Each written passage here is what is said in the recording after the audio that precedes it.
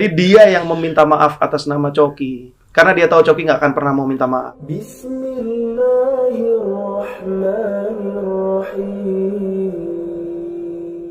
Aku akan berterima kasih seumur hidupku kepada seseorang yang mengingatkan satu aibku.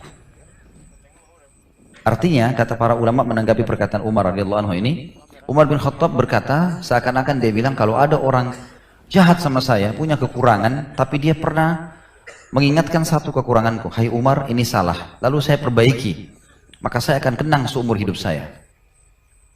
Ali bin Abi Thalib mengatakan radhiyallahu anhu, saya akan siap menjadi pelayan seumur hidupku bagi orang yang mengajarkan kepadaku satu huruf saja sudah dianggap cukup untuk dia siap melayani orang itu seumur hidupnya.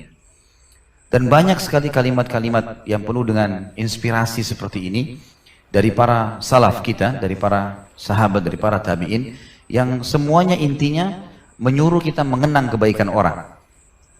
Dan itu memang bagian daripada agama. Bermula teman-teman sekalian dari orang tua kita, orang-orang yang terdekat. Gak boleh sama sekali kita lupakan jasanya. Keberadaan kita saja di muka bumi ini sudah ada gara-gara orang tua kita, sudah cukup untuk kita balas seumur hidup kita. Apalagi kalau dasarnya mereka kita dari kecil diurus, dirawat. Masih ingat bagaimana statementnya Hasan Basri pada saat ditanya, rahimahullah, seseorang datang mengurus ayahnya 20 tahun. Lalu kemudian dia bilang, apakah saya sudah membalas jasa ayah saya? Gara-gara setiap kali buang air besar, buang air kecil, saya tampung dengan tangan saya tanpa merasa jijik. Kata Hasan Basri, belum sama sekali. 20 tahun saya berbakti dengan dia, belum membalas jasanya. Tanpa rasa jijik, kencing, buang air besar, tampung dengan tangan saya, dan saya bersihkan badannya, stroke diranjang.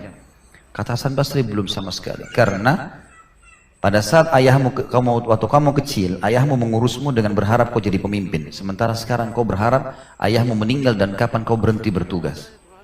Beda dari sisi niatnya. Maka kita harus teman-teman sekalian tahu menilai. Kebaikan orang tua kita penting sekali. Bahkan Allah menggantungkan berterima kasih pada orang tua adalah berterima kasih juga pada Sang Pencipta Allah.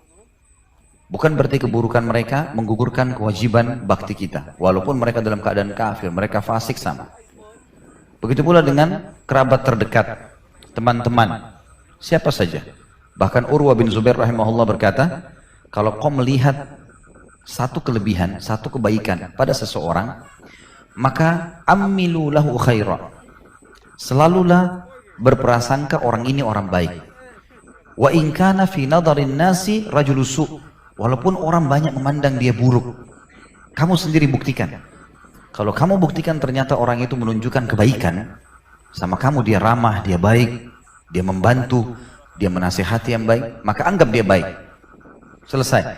Walaupun orang-orang anggap dia buruk, fa innalaha akhwat, karena setiap perbuatan baik itu punya saudara-saudara kebaikan lain.